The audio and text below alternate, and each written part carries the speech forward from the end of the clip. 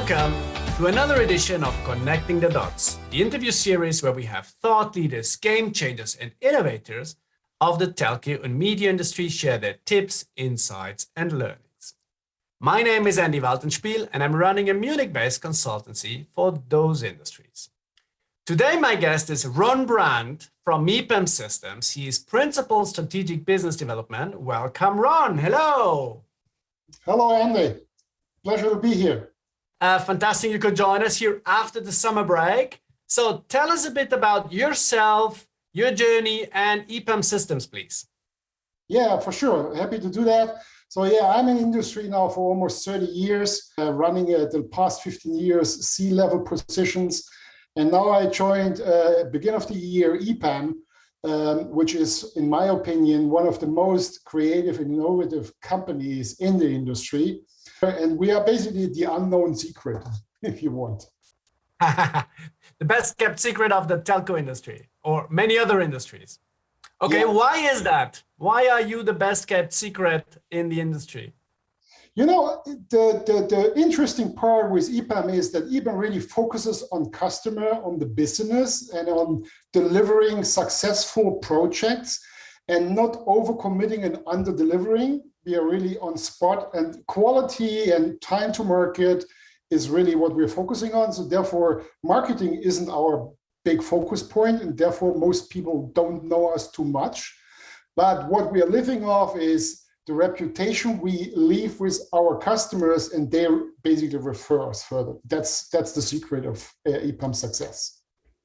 And EPAM Systems is not exactly anymore a small garage company. You're quite big, right? That's absolutely correct. Yeah, maybe some facts about EPAM for the listeners and the viewers. Founded in '93, and meanwhile it's listed on New York Stock Exchange. The revenue for last year was 2.7 billion. And we had just a record-breaking second quarter. We announced that, and we had to grow over a year by 40%. We have around 50,000 people working now at EPAM, and the average growth of EPAM for the past 5 years is on average 25% per year.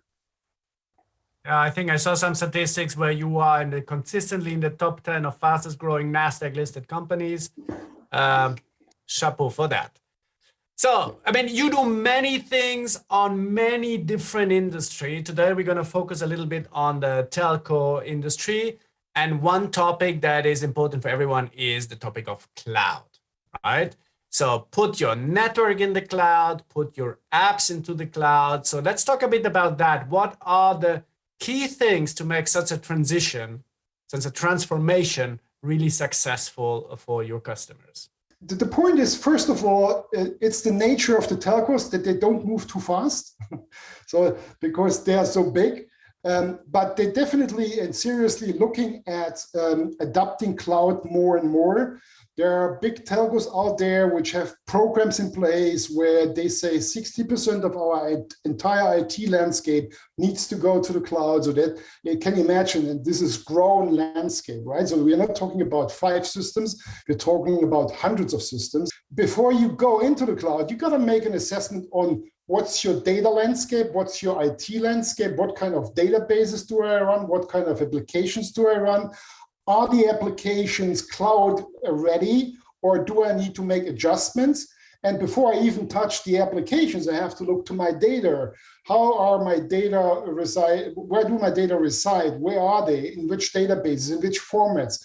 And do I need to do a data cleansing? And do I need to do an archiving before I move my databases, which I have to assess as well, into the cloud? So there is a long process before I really push the button and go into the cloud to assess all the details which are at hand and need to be somehow transformed into the cloud.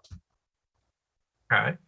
And you have been doing that process together with some of telco customers that you maybe can name, so we just get a feel of what are you doing? Oh yeah, we can do that. So there are a couple of companies out there which we work with. I can tell you one, it's Liberty Global, where we as EPAM have a long-lasting relationship with them. And what we basically did is we looked really at their application situation and their landscape in total, and really joined them in a real partnership to analyze and transform their landscape into the cloud. And the cloud is the future for all the telcos. And some are more, let me say, hesitant, but others are front runners. But there are a lot of things which really come to fruition now as well, with cloud available, but also with 5G available. And maybe we talk later about 5G, but that's another interesting booster for the telcos to go into the cloud. Okay. Maybe broadly, how do telcos need to change apart from making that move? What does it take? So by going now into the cloud, what you have to take on is, first of all, you got to become an agile company, an agile organization. That's important to handle all the tasks. Waterfall concepts are over. They don't work anymore. And then the next thing is basically, by considering all the steps you need to take to go into the cloud, it's that you take in the technology changes and offerings like, microservices, API concepts, and things like that, because this is essential for, bringing your IT landscape into the cloud. One thing is, of course, the B2C offering, but one big topic is also how do you do it with enterprise? And maybe that brings us to the 5G topic. So how do you see that developing? Okay, especially with the enterprises and with the availability of 5G and with Industry 4.0, and let's put all the buzzwords on the table. There are a lot of things going on right now, especially if you look at the enterprises, they want to basically take their production and their environment to the next level. They themselves have to look into, how can I leverage the technology at hand, and how can I utilize and partner with the telcos to make that happen. I give a simple example is, if you want to do automation, full automated production processes, you're looking at campus networks. They are now possible because 5G arrived. So that means we all of a sudden have a touch point between the telcos and the enterprises on 5G campus networks, and take that even further, edge computing and all the other things which derive out of that. 5G and the core network and everything else going to the cloud. That's the big next thing, right? And we all know about Rakuten, which they basically came up with this idea, and they are now basically leading that. And there are telcos, and that's official, so therefore we can talk about it. 1&1, they're called in Germany, and they have just closed a contract with Rakuten to take their core network into the cloud. So 1&1, you have to know, is new to the game, right? They have been basically a reseller of SIM cards. Now they are acquired their own licenses for 5G, and they're gonna take a brave step and say, we're gonna take our core network right into the cloud. So there, you see the dynamics there, and the big ones, the well-established ones, look at it and they see that. And so they will be putting strategies in place to do this as well, maybe a bit later. But I can see clearly the tendency taking this all into the cloud, because this gives you more scalability, more cost of ownership, right? And you have the scalability and the flexibility to offer new features, new contents, new services to your customers, because telcos have to look at that. If they don't want to become the SIM card seller, right, and the provider of infrastructure, they got to do something about it. So they got to put some stacks on top of their core network stuff to offer services, to generate new revenue streams, to be in the market. And to be honest, there is a consolidation process, which is maybe slowly, but this will be there. And there won't be that many telcos left in, let me say, 10 to 15 years. There's a consolidation process I can see. Yeah. So you just mentioned another buzzword, edge computing. What's your take on it? Do I need it? Is it just a buzzword? Why is it complex? What do I need to care about? Yeah, especially now with getting more and more compute power available, and you want to offer more and more services maybe closest to your customer, and splitting compute power and analytics in different areas. So then that's where edge computing comes into the place. So it means what you can do is right at the edge, that's where the word comes from, at the customer side, you can do first computing analytics. For example, if you have a lot of data which you gather on the campus of the enterprise, and you want to do first analytics, so you don't want to push all the data back to the main cloud. If possible, you want to compute all that stuff right at the edge, and taking the key things back to the major cloud. So you save a lot of bandwidth, and you are much quicker, and you can run real-time stuff in the edge cloud, but still having the main cloud in the back for the bigger tasks. So that's where it comes together, and that's very sophisticated, and that's where you can bring a lot of different services to your enterprise customers, or also to the private customers. So you cannot do a cloud strategy without the hyperscalers, but I think you also need to be careful. How much do you give them? How much do you keep yourself? What do you ask somebody like you to develop or do yourself? You know, the point is for us, we as EPAM, I think we are ourselves cloud native, if you want. Our entire company works in that kind of environment. And so we realized very early in the time that the hyperscalers play a vital role in the transition of the industry for the next years. So we definitely took on all the three. So whether it's Azure or AWS or it's Google, we understand them very well. We are strategic partners for all three of them. So, and if the customer, talks to us, we take a neutral position, because there are always difference between an Azure and AWS and a Google. And depending on the requirements of the customer, you can then jointly decide with the customer what the best cloud environment might be for him, right? So give you an example, IoT, for example, is something where AWS is very strong. They have a well-established reputation for IoT, so they have a great platform, and a lot of customers are picking on AWS.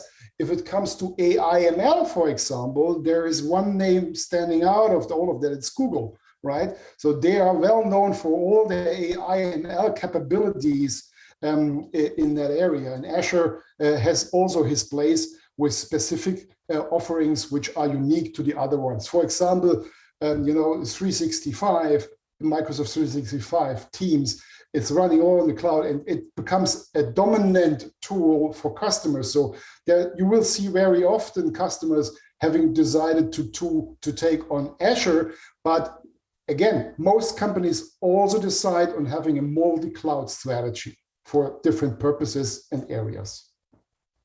Okay, so that's a good keyword, multi-cloud strategy. What does it mean? I duplicate things, or I pick and choose for which app do I use which cloud, and then it adds complexity of having cloud interconnects, or how do I solve that? Or what is the core of a multi-cloud strategy? I can give you one example without naming the name of the company, but they decided to do all the stuff customer facing.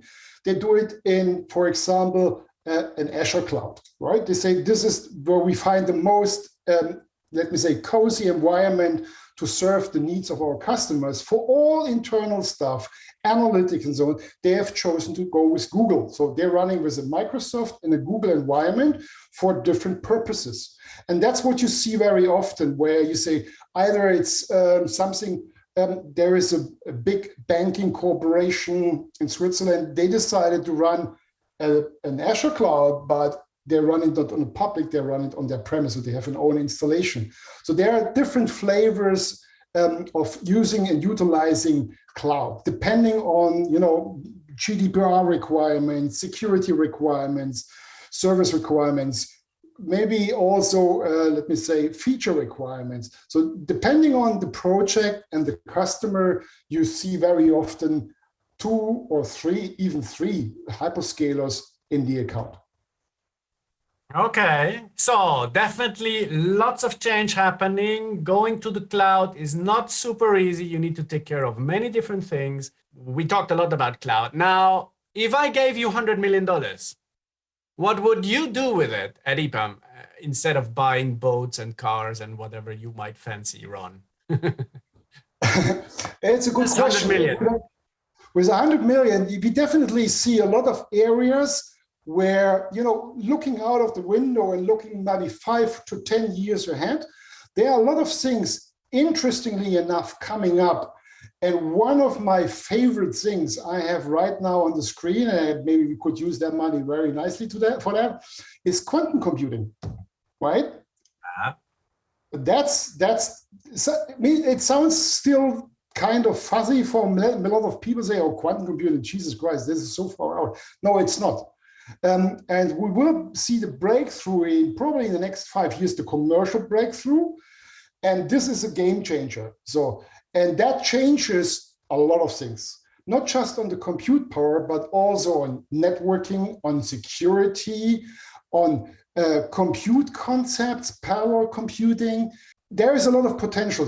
But what also comes into play is software development for quantum computing. So that's a new area. It's a completely different way of thinking about writing software, implementing systems, and servicing systems. So that's where I see a very interesting part where we could put quite a bit of money into it. And I think some of the hyperscalers, Google definitely is already investing heavily into it. And I heard also some telcos speak about first touch points on that. But I think you need to come back again. And next time we speak about quantum computing, maybe, Ron. Happy to do that. This is one of my favorite topics. And I'm, looking into it more deeply now over time, because as you see, there are a couple of companies out there. Google is one of them. We are observing quite well what they do, and we're talking to them. And we see interesting things going on with other companies. IBM is there and a couple of other guys as well. And, right now we're talking not about too complex quantum computing systems or maybe 70, 80 qubits out there. If it wants to become commercially interesting, then the qubits numbers need to go up. But there are also developments going on which show that might be in reach much sooner than people thought. So that becomes an even more interesting topic for the future. So more stuff to come. Ron, thank you very much for being with us today. We learned a lot about cloud, how to do it, edge computing, 5G, many things. And last but not least, quantum computing. So thanks again for being with us. Hope to see you soon in person. And until then, stay safe and thank you. Thank you, Thank you Ron. very much for having me. Bye-bye. Bye. Ciao, ciao.